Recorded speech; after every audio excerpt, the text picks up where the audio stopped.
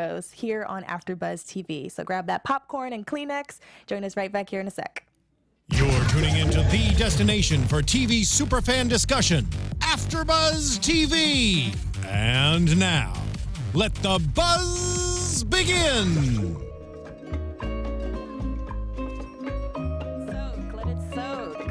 Oh man, let it soak in, Final folks. run, The yes. final. We have made it. Oh man, it's like bittersweet, you know, because especially with Netflix shows, you can just binge watch an entire season, and then you're like, wait, that's it? I know. No, we I just want got my more. tongue, but I want more. I want more. They have to wait like a whole year. A whole year. But at least we know that it's confirmed for a season 3. Yes. So that's really exciting. Hey guys, thank you guys for joining us today. We are breaking down episodes 9 and 10 of season 2, Narcos. The very final 2 episodes of this season. It was an incredible ride.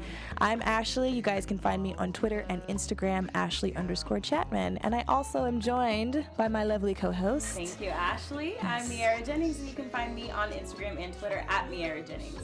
Yes. And please feel free to like, comment, subscribe. We love providing free content for you guys. So help us do that by joining in the conversation too.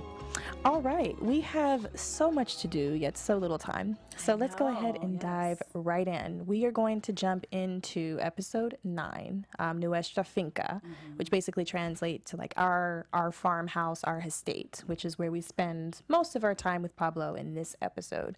Right. So before we get too deep into it, overall thoughts, impressions of this episode, what you think? Did you like it? Just overall It thoughts. was definitely a nice change of pace, in my opinion.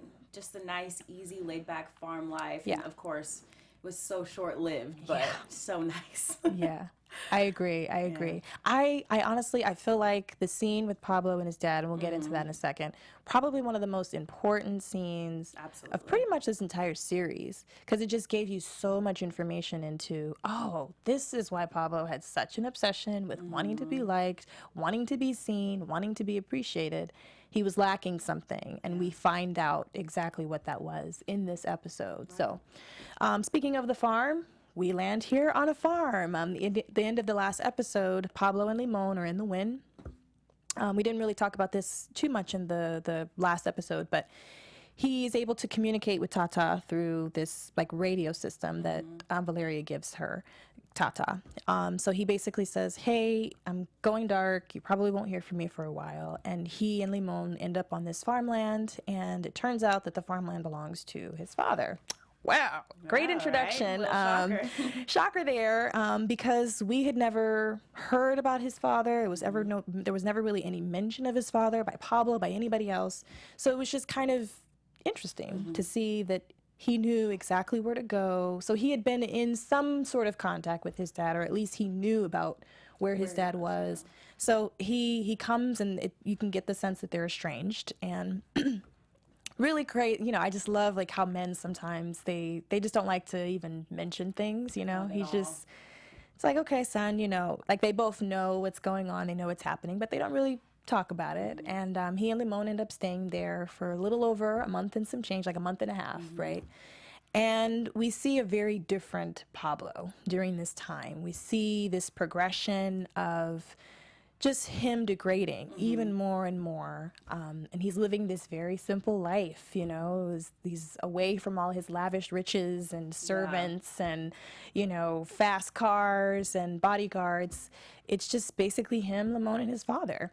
And he's turned into like this little farm boy who's doing these chores and kind of having to fend for himself. So just any thoughts on like how, you know, seeing the differences in the Pablo we saw from the first season, even the few beginning before he actually left the prison to now, and seeing him on this farmland. Yeah, well, first off, I just thought it was so interesting that they were absolutely so estranged that they're, like, Pablo was sure there would be no chance that the search block would be anywhere there, you know, having surveillance around the area or anything like that. And he felt safe enough to go there freely and openly. So I just thought that was interesting. And like you said, we haven't heard anything about his father from his father this entire time. And it seems like they like you said, they didn't talk about it. He just kind of had this unspoken connection, like, yes, come here. He may have expected him to show up there eventually. I don't know. But it's very interesting to see him so stressed, I think. Yeah. We see the beard. Yep. We see he seems a little bigger. I mean, moving a little more slowly. It's definitely taking a toll on him physically and mentally and just in every aspect. And I don't know if he was relieved to be on the farmhouse and in the simple life, or if he felt disappointed because, like you mentioned, he had worked so hard to attain all of those luxuries and those material items and all of his money, and now he's kind of had to abandon that lifestyle. Yeah. I don't know. He must have been going through a lot of stuff at that time. No, absolutely. And of course, it doesn't seem like a choice that Yeah. he would have ever wanted to make. But, you know, when you're in the thick of it, you've just got to survive. And I think that this disappointment more so just comes from the fact that their relationship is so strained, Right. you know, and we see it in that scene where he's talking to his father and he basically lets him have it and says, you know what? We never had a relationship. I'm Pablo Escobar. I'm a billionaire. People all around Colombia know my name. Even the president of the United States knows my name. Like giving himself all of his praise and accolades. And even in that, the father's still like, that doesn't matter to me. You're a disappointment at the end of the day. And it's like, wow, that scene, how right? crushing is that, you know? That scene was crazy. For me, his whole time being on the farmland, his interactions with his dad, and just him leading this simple life, it kind of showed me like what could have been, like what his life would have been if he had not gone down that road of getting into the drug cartel, or even if he had gotten into the drug cartel business, but had just made a point to keep his head down and not cause so much attention to be put on himself. Right. But ultimately, I think that he had some insecurities. You know, he was lacking a father figure in his life. You know, the real Pablo Escobar, his mom raised, I think, him, and I mean, I might be getting the number wrong, but several siblings. And his dad was absent. He wasn't around. So, you know, that father-son connection is really important. And when you're missing that, and when you're trying to get the approval of your parent, you know, specifically like a father-son relationship, I think that plays a lot on your psychological state. Absolutely. And I think it fed into a lot of, you know, reasons why he did a lot of the things he did, because he was missing that piece of himself. And I think he realizes that no matter what he does, no matter who he becomes, he's never going to get that. Yeah. And it was just, you know, heartbreaking to watch. Absolutely. And I think it was probably even more profound to Pablo because he may be sensing that this is the end of his life, right? So when we see that scene in the conversation between Pablo and his father, and he's talking about, oh, well, maybe I can buy the property next to you and the family can come and we can be together, and you don't see that reciprocated from the father. You can just tell, you know, Pablo has reached a point where he's thinking, this could be it. I really want to enjoy my family. I want to make up for lost time. I want that approval from my father that I never had, like you mentioned.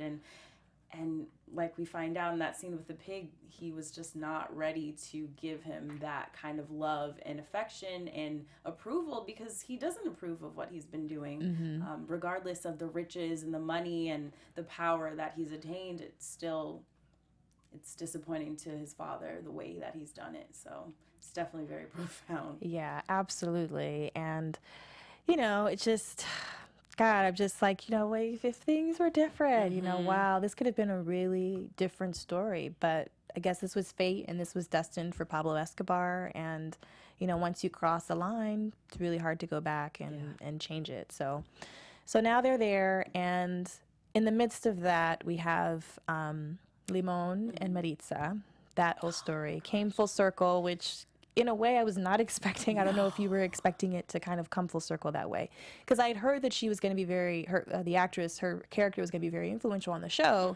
And so I thought, okay, maybe she'll be in season 3 and such. But turns out that was not the case. Limon kind of has the best way that I can describe it, like this mad dog moment where, you know, Pablo realizes, okay, we can't stay at this farmland anymore. We have to leave and we need money. And there's one place left, I guess, where he's hidden money.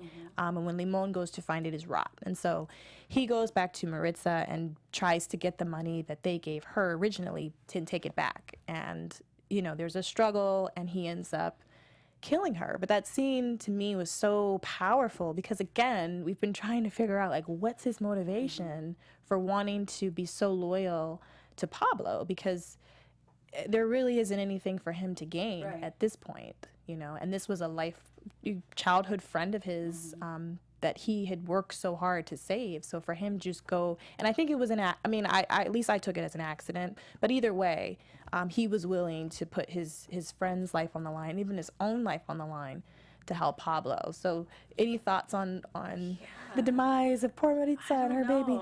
Limon, rest in peace, Maritza, but R.I.P. Limon was a hard one for me to read this season because I see him coming from very little. Yeah. And he definitely idolized Pablo Escobar from the start. Right. He was very intrigued. He was very infatuated with the thought of even joining his team. Yeah. So for him to end up being the right-hand man at the end, I think that held an importance in his heart that nothing could trump. That's true. You know, I think that his growing from being just Pablo's driver to now being literally his only friend, his only confidant, his only security, his everything. his everything. Yeah. I think he just wasn't, he was willing to do whatever it took to keep it that way and to try to stay loyal to Pablo for as long as he could and just ride it out with him. So, man, but I was very, very shocked that he did kill Maritza. Yeah. It was sad. I didn't expect it. So but sad. I left the poor little baby there. I know. But, that's an interesting point that you make. It's maybe in his mind, too, he also didn't think that this was the end of Pablo. Maybe he thought, okay, Pablo's crafty. He's going to find his way out of it again. And when he does, he's going to remember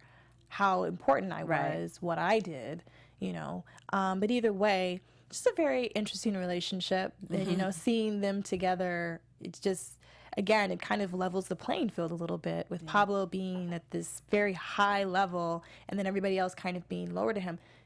Things kind of balance out with the relationship. And we see that even more so in episode 10, just how there's a weird friendship type brotherhood that's formed, but it's very short-lived, unfortunately, and for not the right reasons.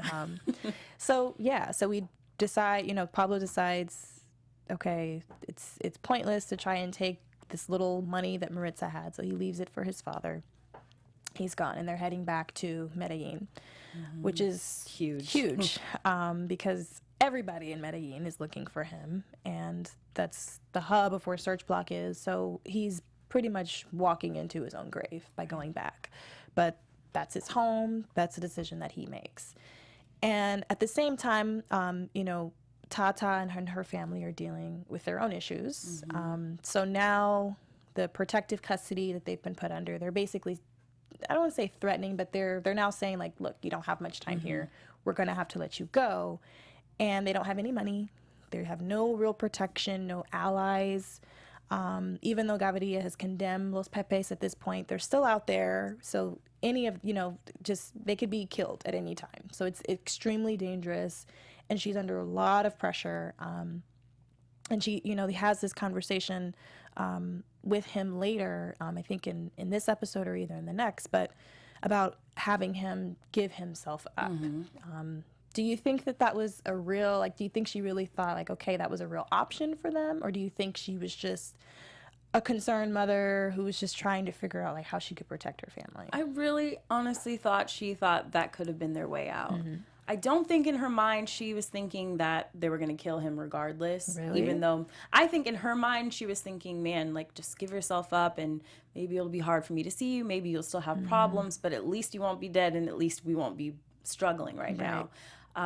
As we find out later on, that wasn't the case. Yeah. And obviously Pablo probably figured, no, I'm not giving myself up because I'm not going to live regardless. But she's desperate at this point. What is she going to do? She doesn't have protection. Los Pepes could still be after them. She was in a very tight place. So I don't blame her for bringing up that option to Pablo. That's true. And I struggle a lot with the scenes where, Tata is challenged because on the one hand, I'm like, of course, you guys didn't commit these crimes. You're not Pablo Escobar, so you don't deserve to just be executed. Right.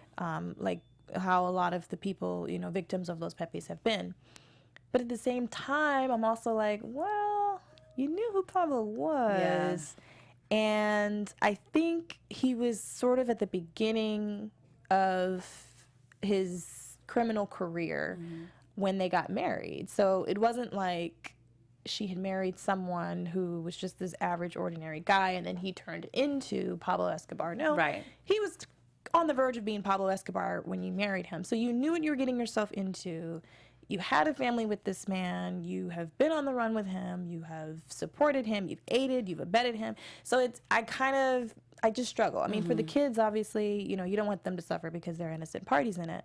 But specifically for Tata's mom, for Tata and for Pablo's mom, it's just hard for me to be like, root for them all the way because they played a part in it. And Absolutely. these are consequences that come, like you put your family in this situation, and these are unfortunately consequences that come with making those types of decisions. But It's true. that's just my own, personal feeling about it. Of course, I don't want anything bad to happen to Tata and to to Pablo's family.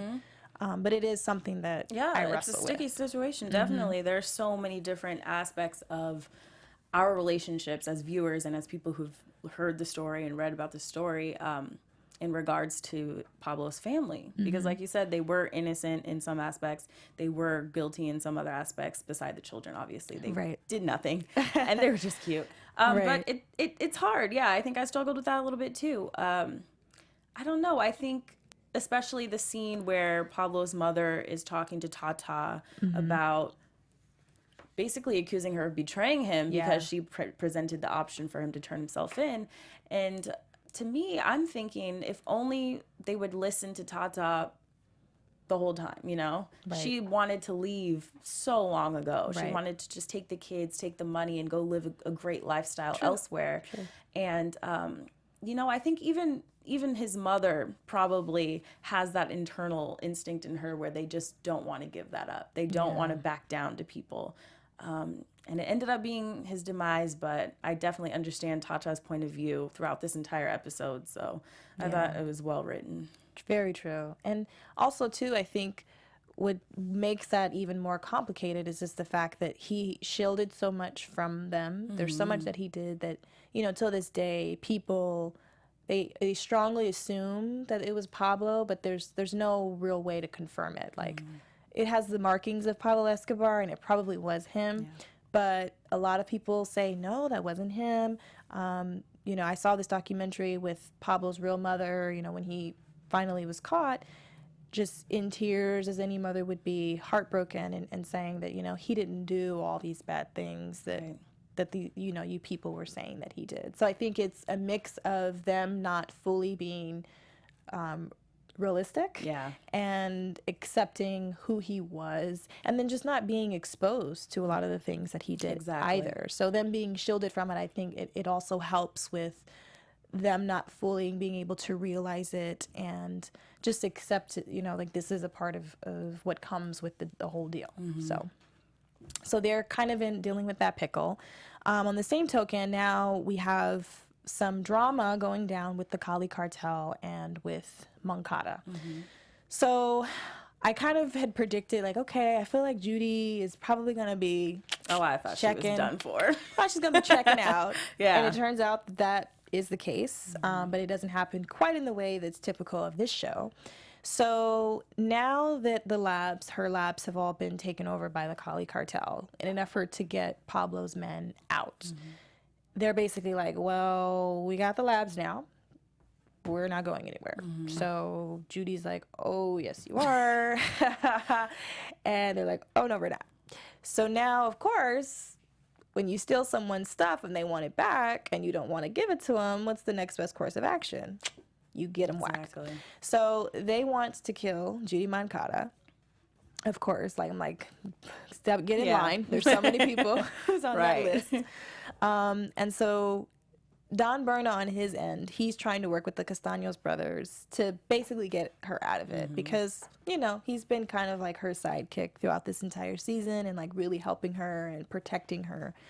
And on the same front, we have Peña, Javier, and Messina, who basically make an agreement to give her immunity if she agrees to go to the DEA and give up the goods, essentially. And I don't think it was a choice that Judy originally or, would have ever wanted to make, because when you're the drug cartel snitching, it's a very serious thing. Not so safe. Not safe at all. But given the fact that the the Rodriguez brothers have tried to already kill her. You know, they made their attempt and she didn't get killed, but she knows that they're after her, or she knows that they're after her. So she goes with Plan B, which is going with Peña and the DEA. So I was kind of on pins and needles, you know, watching that scene with her getting in the car. I was like, oh, this is it. And Don Berna, of all people, is going to be the one. I thought that too. You know? Yeah. Very surprised by his decision to, I guess, help her out. Yeah. Give her a way out alive. Which was weird because he says that he can't protect a rat, but then he gives her over to the CIA. So it was you know, she's still ratting in a sense, but now she switched sides and completely is intercepted, you know, before she can make it to the DEA, which, you know, I think it was more so, at least how I interpreted, was the effort, you know, Bill, who was in the CIA, knowing that Javier was instrumental in helping Los Pepes, and wanting to just bring down the DEA in Colombia and just, you know, give him a big finger and be like, you know, F you type of thing. And he did that. Right, he sure did, for sure. So now the Cali cartel is taken over. Judy Moncada is out the way. At this point, Pablo Escobar is kind of like out the way, and we're seeing somewhat like the beginning of more of a rise of the Rodriguez brothers and the Cali cartel, like really hitting it hard and taking it over. So just before we kind of wrap up this episode, any final thoughts about or impressions about this episode? Anything that's specifically struck you or that you liked? Oh man, not really. I just think overall, I think that was so incredibly profound that we saw different sides of Pablo, and we saw a little bit of his family that we've never seen. Yeah. The personal side probably made a big difference in the way we viewed him, and like you said, his background and why he does what he does. As far as the Cali cartel, I mean, it's crazy to think that even during the downfall of Pablo, the cocaine industry was still thriving. Yeah. And was he really the main problem that the government was facing? You know, Right. there's so many questions that arise when we're talking about this situation. So it was very interesting to see the turn of events after that. Yeah, overall, I thought this was a great episode. Probably one of my favorite scenes of this entire season was the scene with his father. And just kind of knowing, like, that's a chapter that he can never return to. You know, it's a closed door. And for me, it just sort of symbolized, okay, like, I think it hit home for Pablo, like, okay, I'm not going to have the White House picket fence lifestyle of it I thought I could possibly have after going through all of this. And it just kind of makes you, you know, it's like those cheesy, you know, 90s shows where they're like, you know, It's a Wonderful Life, where they realize after the fact, like, I had a really great life. I had a really great opportunity. It was simple, you know, but it was exactly what I needed. And it was way better for me than, you know, this grass that's greener on the other side that I wanted to experience.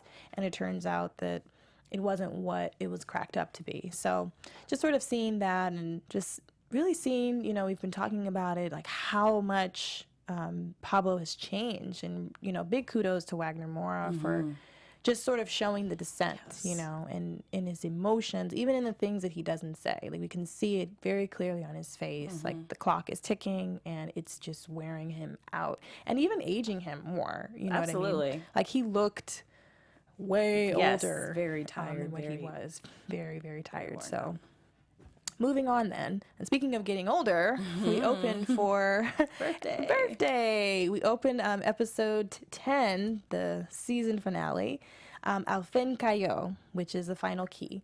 So we kind of touch a little bit on that motif in this episode, but we start off this episode with birthday flashback, or not even flashback, I guess you could call it like a dream, yeah, kind of like a dream, fantasy, better word for it. So he has this birthday fantasy of him being president of Colombia, and everybody just sort of bowing down to him. It was just such a great scene. It was like a kind of lighthearted moment. Like, you knew what this episode was going to be about. So for them to kind of start it on a little bit of a playful moment, it was nice. I like that. So he comes in, Gaviria like hands him basically his crown, his seat.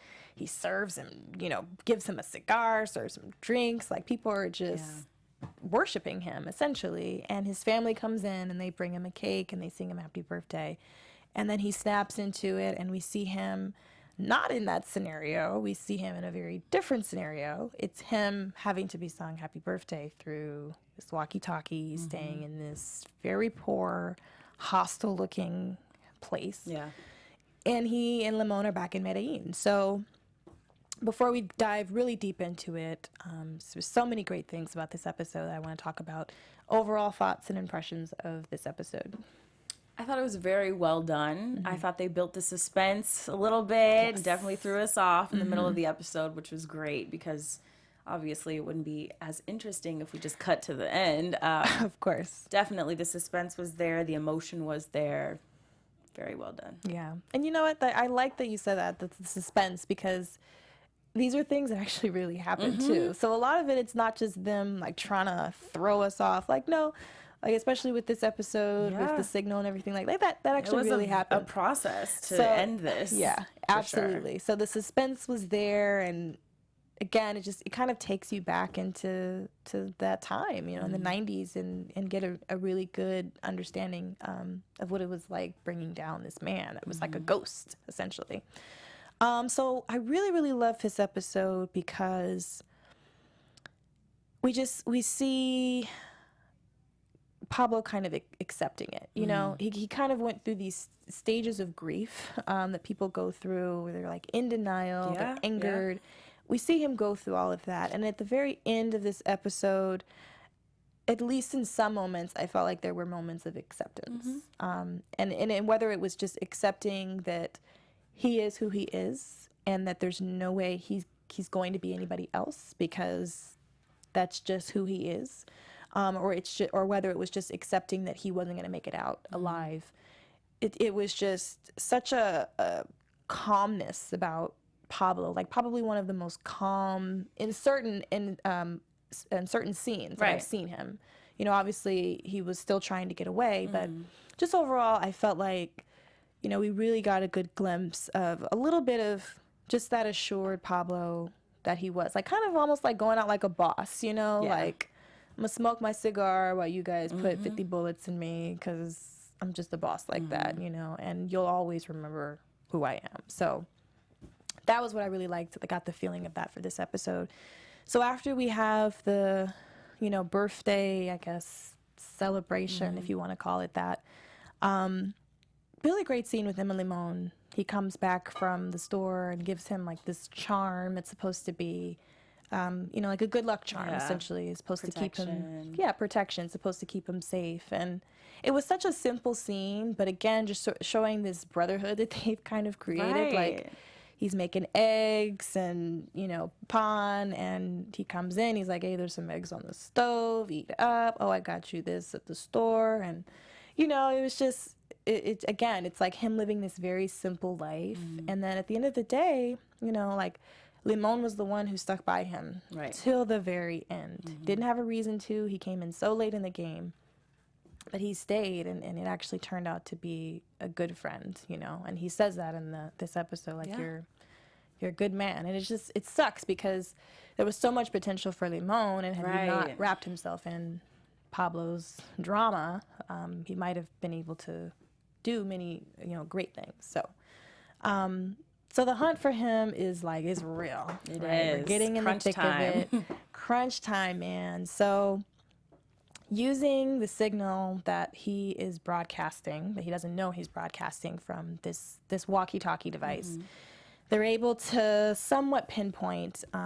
It's Hugo Martinez's son, who at this point, like we've established, he's kind of this screw-up kid who, you know, is young and eager. Very eager. Yeah. And very enthusiastic. Just wants to like live up to his dad's name and make a name for himself. So he kind of screws up the location of Pablo, which was such an intense scene, because I was like, wait, does it go down like this? You know, like I was thinking, okay, wait, this is just, I'm not ready. So turns out that the signal was bouncing off of water, and they couldn't actually find the location that they thought he was originally at. He wasn't there. but they know he's somewhere close in the vicinity, and so they keep looking for him. And during that time, Pablo decides it's my birthday, Yep, time to step out. I'm gonna step out for a little bit and have me some have my cake and eat it too. So he goes out and he gets some ice cream. Yeah. Something like, again, just like little simple pleasures, nothing glamorous, huge, no big party, just ice cream, like how much more simplistic can it get? Perfect. And I loved it. And so he has this flashback, or not flashback, he has again like another fantasy scene with Gustavo, which is so great. Very well acted by the two actors. And in that, he takes, he just kind of reveals himself. Yeah. Takes his glasses off, his hat off. He's just exposed. Any thoughts, or like what were your impressions of just all those moments? For me, I took that as he was, like you said, accepting that this could be the end. And he's like, you know what? I'm going to soak in the city that I love. I'm going to have a little time. I don't want to go out in fear. If they're going to get me, they're going to get me. And I'm going to be okay with it. Yeah. So I thought that was very telling, especially we see him interact with an officer, right? In the ice cream shop. Didn't even recognize him. And I think until that point, Pablo was very content with the fact that this could be the end. I think there was a moment after that interaction with the officer where he was maybe thinking, maybe I could still get out of this, like maybe I am still smarter than them. I just saw that very short moment of arrogance a little bit after that, which I don't know if it was a good thing or a bad thing in the end, or maybe it was irrelevant, but it was nice to see that that shift of maybe being fearful and then accepting it, and then maybe thinking, maybe I can get out of this. So I thought that whole sequence when he was out in the town was very well done. Yeah. And, we also have to remind ourselves that Pablo was a sociopath, too. So he can go from these flips of, like, not really thinking the way that a normal person would think. Like, being fearful and wanting to hide and protect yourself. That's kind of the go-to emotion for these types of situations. Think so, yes. Exactly. But when you're a sociopath, it's like, you just have that arrogance. You're proud. You think you're untouchable. So I think that's kind of, he slips in and out of those moments of thinking he is untouchable. But it turns out that does not last. Really, really love the scenes with, him and his kids talking over the walkie-talkie. Right. It's just, and in this was, Pablo's son says that he was the one that he was talking to when they actually caught him. So I just can't even imagine like being that young, not fully understanding what's going on, and then sort of kind of hearing your father's last moments or your parents' last moments. So during the time that all of that's happened, he comes back to, I guess, the little hostel wherever they're living. And Search Block has finally pinpointed his location. So it's like the moment we have all been waiting for, finally here. And we have the iconic shootout scene. But before that, he tells Tata, I'm not surrendering. And he kind of has his last, like, hoorah. Right, yeah. This is what's going to go down. Exactly. We're going to fight this, and I'm Pablo Escobar moment. And then, of course, Search Block comes in. Shootout happens. Limon ends up getting taken out first. And then we see the scene with him getting on the roof. And so they actually did shoot this scene. It's the same houses where it actually happened, but I think it was like one house over. So it was in close proximity to where the real events actually happen. I just always think like how chilling that, that is to play that scene. Right. And then someone fires and hits Pablo. He, is stunned. Like, what am I actually, I bleed. Okay. Yeah. This is interesting. And so he's a little apprehended at that point, still trying to fire his way out, like I know the real Pablo Escobar would. And just really great scene, like hearing the voiceover, stuff happening in slow motion, hearing the breathing, and kind of just taking in like his last moments. Just what do you think about that scene and how it all kind of came together? definitely did not disappoint. I'm glad they built it up the way they did. Yeah. I'm glad they wrote it with, like I said, or like you said, it very well could have been that way with the different suspenseful aspects. But what's interesting to me was the moments when he was talking to Tata right before he got caught. And I'm not sure if this really happened or not. I haven't looked into it specifically, but when they were talking about Nelson Mandela, and just to see their perception of Pablo was still this heroic figure. Yeah. He could still come out as the people's guy, like the savior, the hero.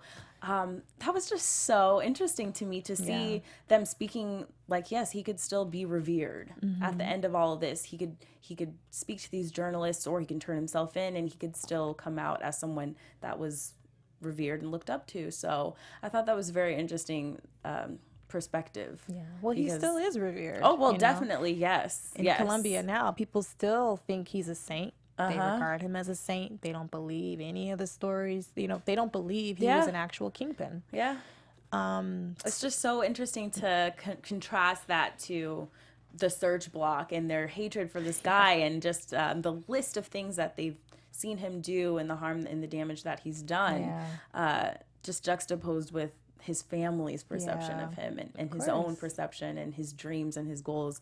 And that being his final moment, like I said, I don't know if that was really the last conversation. I know he was speaking with his son, but that would have been very powerful if it really were. So true. No, I agree. And I mean, I think it very well could have been, because I think the Hugo Martinez, the real Hugo Martinez, his son, actually, they drove, it was very similar to how they did in the scene. He drove past, he saw he was talking on this phone or walkie-talkie device, kind of passionate and fired and fueled. And he says that he actually looked at Pablo Escobar, like as he drove past the window. Yeah. And that's how he knew that he was there. And so he said that he seemed like he was in a very fiery conversation. So that could have very well have been the conversation. But I agree. It's this great juxtaposition of this man who, you know, gave away all this money and like tried to help those schools and hospitals and just be a people of, you know, the people of Colombia. On the other side, responsible for the death of hundreds of police officers in Colombia, politicians, you know, everyday civilians. I mean, the list just goes on and on and on. He was behind so much corruption, so much evil in Colombia at that time. Like just the destruction, there's just no end to how much destruction he caused. So it's just incredible how people choose to sort of see what they want to see.